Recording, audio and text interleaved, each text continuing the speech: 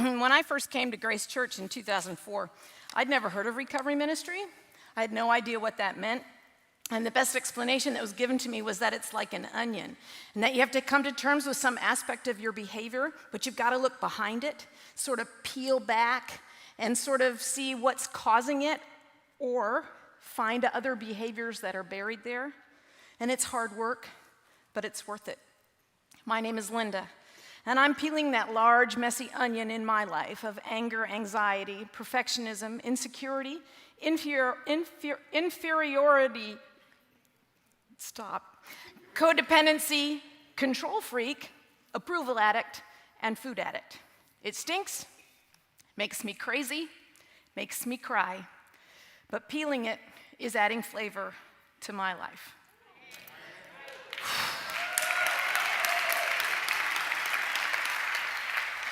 So now I'm going to pray, because that's about the only thing I can do.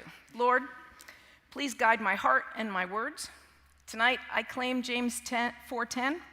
Humble yourselves before the Lord, and he will lift you up. Amen.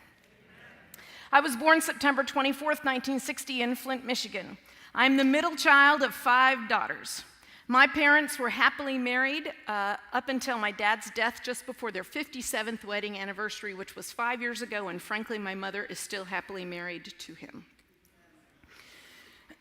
If you looked at our family from the outside, we looked like a TV sitcom. My dad went to work every day. He supported the family. My mom stayed at home. She took care of the family. We went to church every Sunday.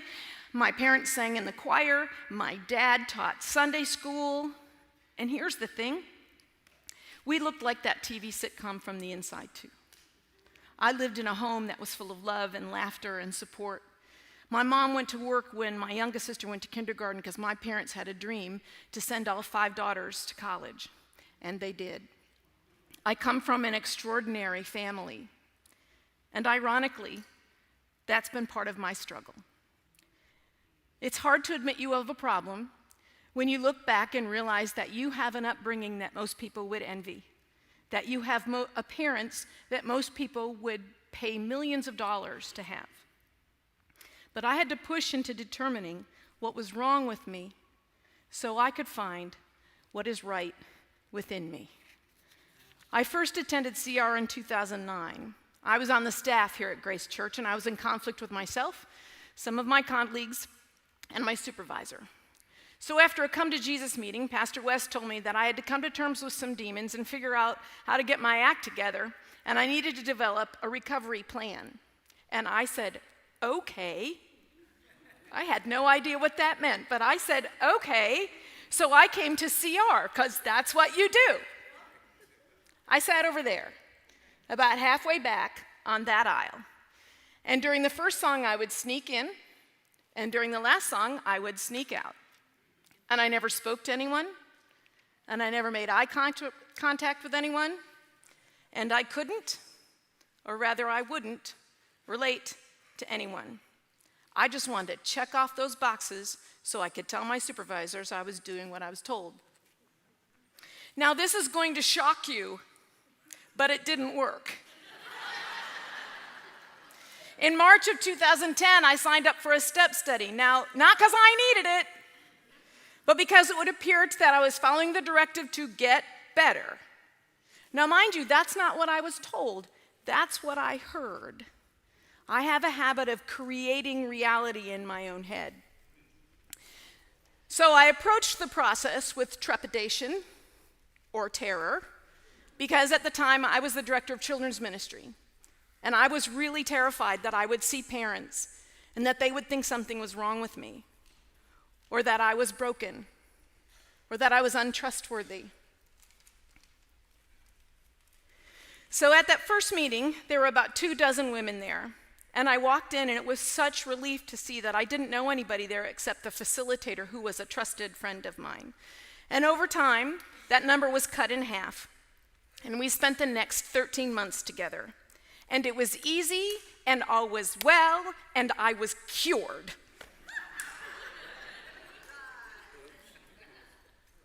Okay, So as I mentioned, I'm the middle child. I have 2 older sisters and 2 younger sisters.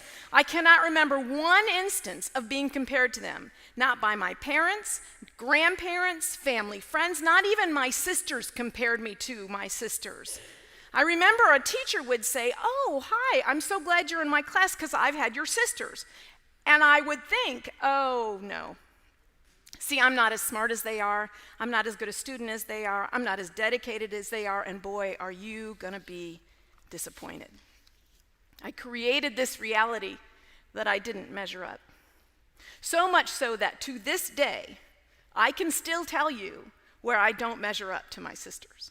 I can tell you what I can't do that they can do. I can tell you where they've been successful and I have not. I even remember the day when my daughter said to me, "Because you were the dumb one, right, Mom? Compared to your sisters?" Do you know where she learned that? From me.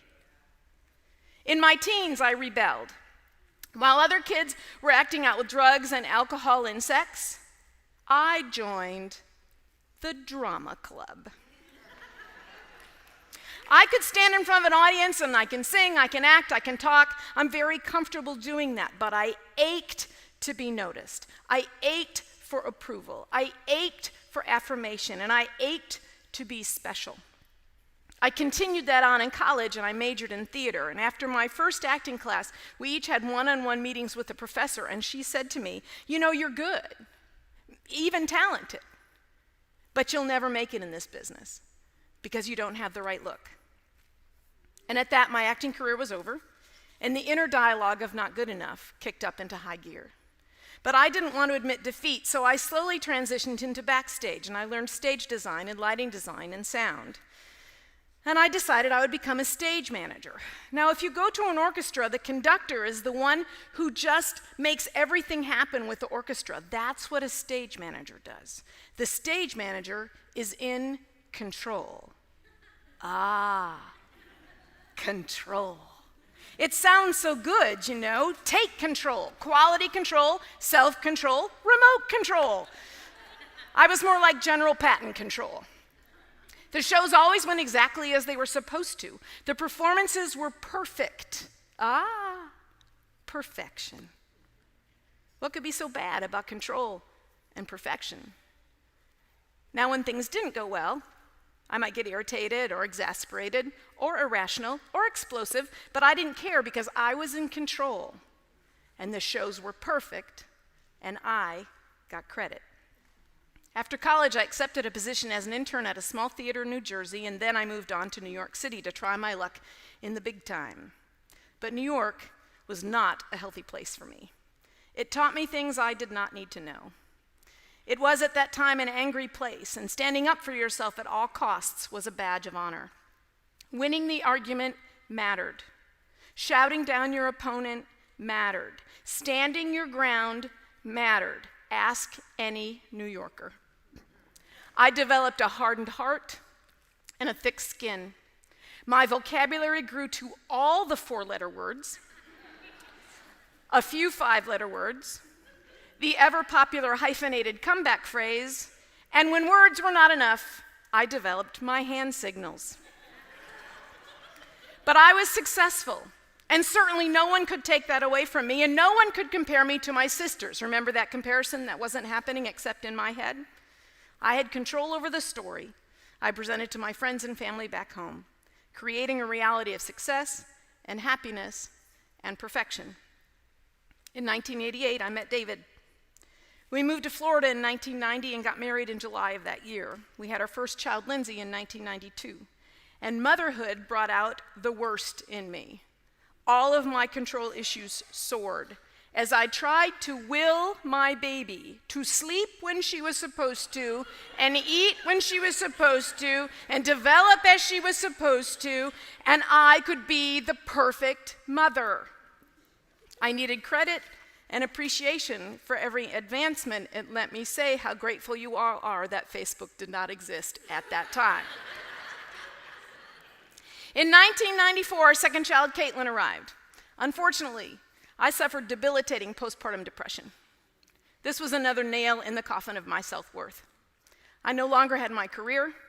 I was often alone with my girls and all my friends were working in the entertainment industry, and perfection was nowhere in sight. So I sunk deeper into depression, and I medicated with food. Dave and I had a lot of stress and conflict, but the one thing we agreed on was that I was not emotionally able to have any more children. Now, since I had carried those babies, and I had delivered those babies, it seemed fair to me that he should do something about that. And so I demanded that he get a vasectomy. And it was the least he could do. He took one for the team, and 6 months later, I was pregnant. Oh, sure, it's funny to you. Here's the thing. For those of you who know him, Sammy is the easiest baby ever and a great, great gift to our family. However, I didn't know that at first, and I fell completely apart. I was under a psychiatrist's care and on medication. And talk about angry. The world was against me. I worked so hard to keep my misery away from our children, but I did not hide it from my husband. And I'm not sure how we survived. How I resented that I was stunk at home, that I had gained all this weight, that I was out of shape and isolated from the world.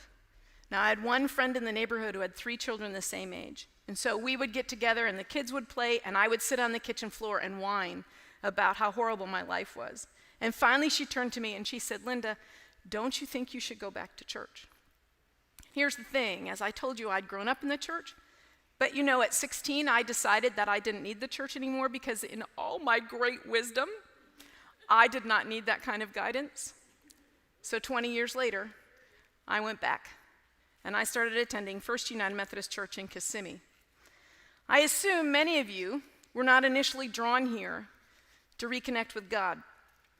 I think many of you are here because you needed a meeting, and this one just happened to be in a church. Well, that's my story too. I didn't go to reconnect with Jesus. I went to reconnect with people. Any people. Just someone over the age of 5. So I got active, and I joined a women's Bible study, and then I started volunteering in the children's ministry so I could make friends. And one of those friends was Jesus. But honestly, it was a pretty one-sided relationship because I was in it. In the summer of 1999, the children's director at that church resigned, and I applied for the job. I knew that I could learn it on the job. I knew that I was creative and organized, and I knew that I could get things done. And I did, as long as I could control everything. And it was perfect. And I got credit, and appreciation, and affirmation, and no one got in my way. The ministry grew, as did my influence, until the personnel board of that church fired a friend of mine. And then I made sure they knew I wasn't happy. I made sure everybody knew I wasn't happy. I was critical and sarcastic and confrontational, and I started looking for another job because, frankly, they didn't deserve me anymore. And in March of 2004, I applied here at Grace Church, and in April of 2004, First Church Kissimmee asked for my resignation. In May, I was offered the job here, with full disclosure of my resignation, except for the part that was my fault. And on June 1st, 2004, I started on the staff.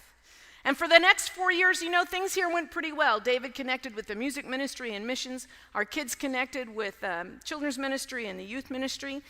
I joined a Tuesday night small group, My Rock group. We've been together for 12 years. We've been doing life together.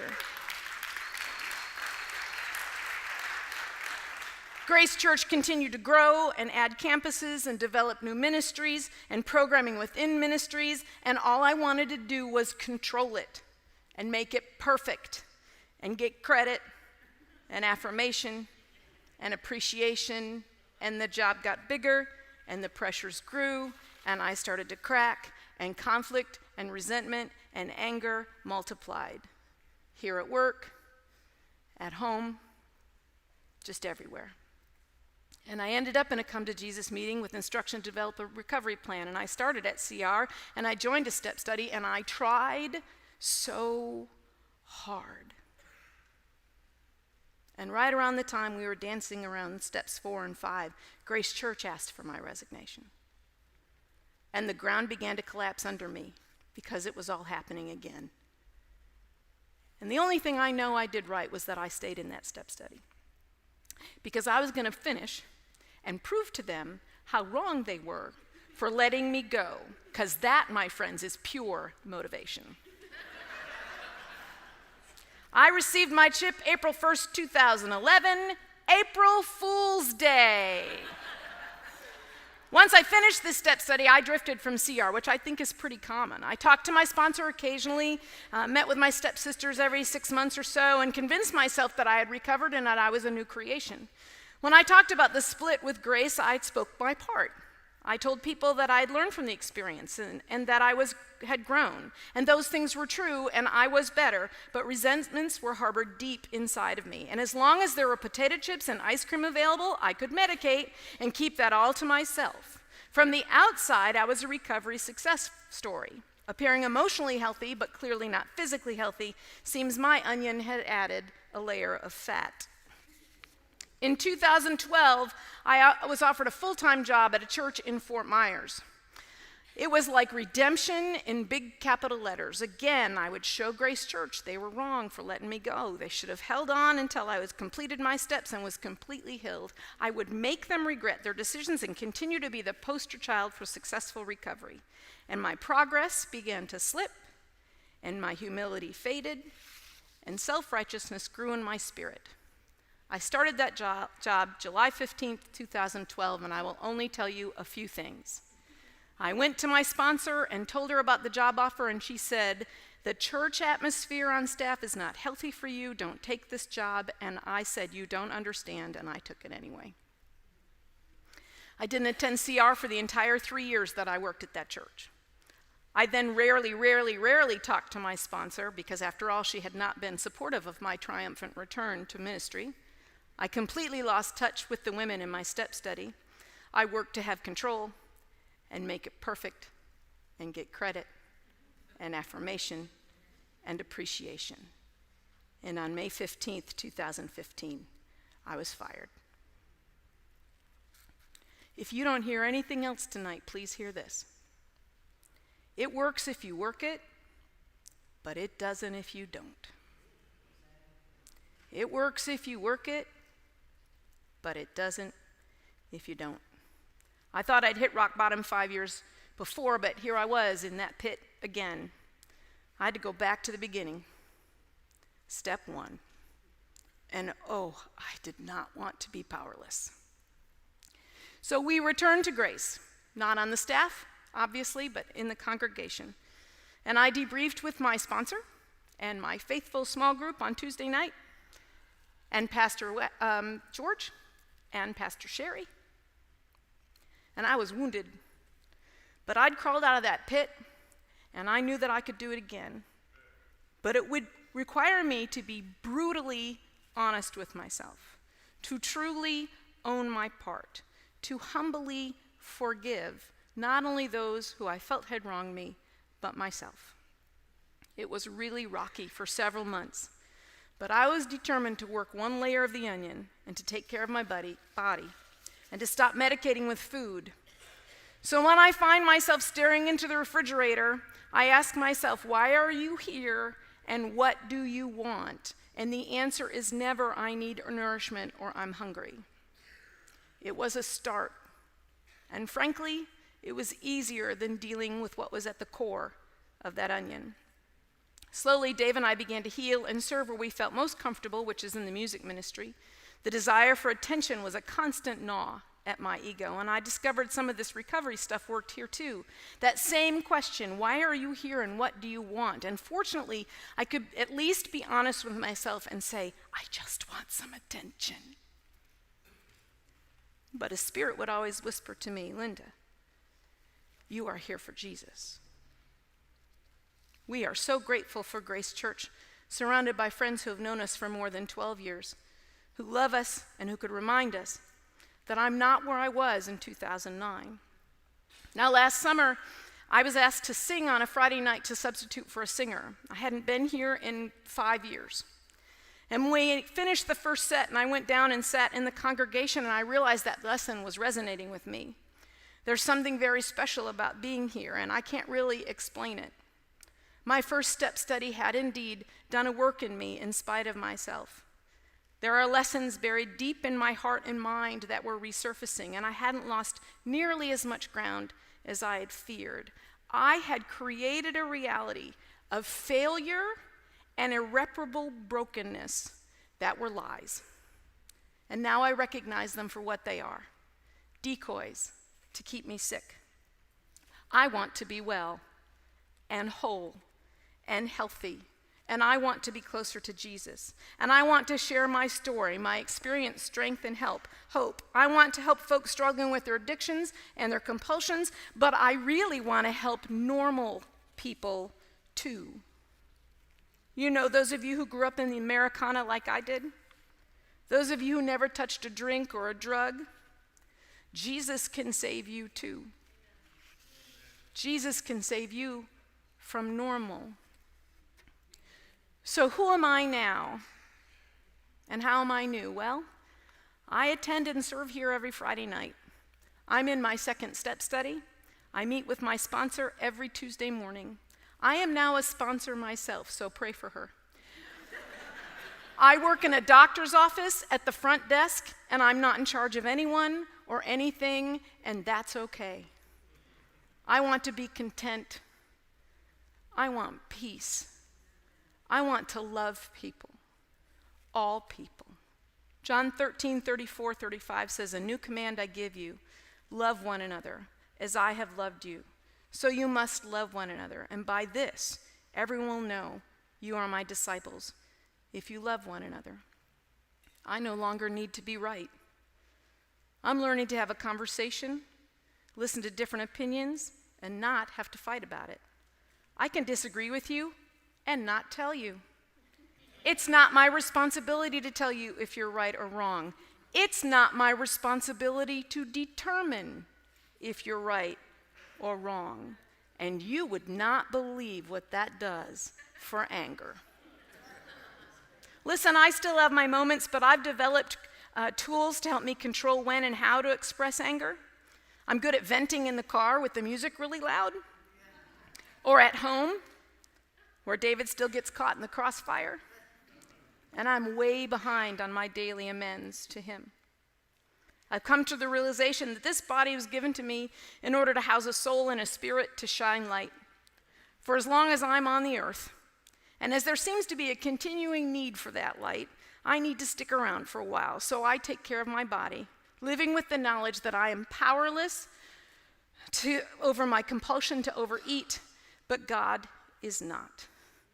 I live in community with my small group on Tuesday nights, with our couples group that meets once a month, and with the band that I sing with here on Friday night and on Sunday morning and out at the shores. And friends that I choose to live life with, some in recovery, some not. So I'll close by sharing this scripture that was life-changing for me. It's from the book of Job, chapter 33, verses 26-28. I'll sing God's praises to everyone I meet, testifying, I messed up my life. And let me tell you, it wasn't worth it. But God stepped in and saved me from certain death, and I'm alive again. Once more, I see the light. I'm powerless. I'm not in control. Thank you. I'm not perfect.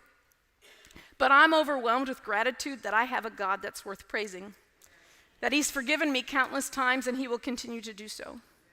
Music continues to be a vital part of healing and worship and connection to God.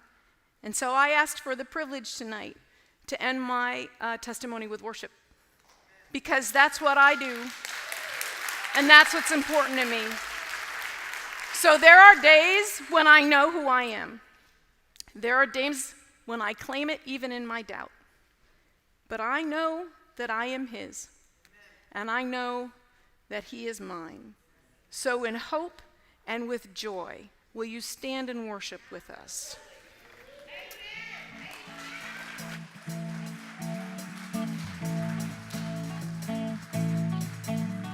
I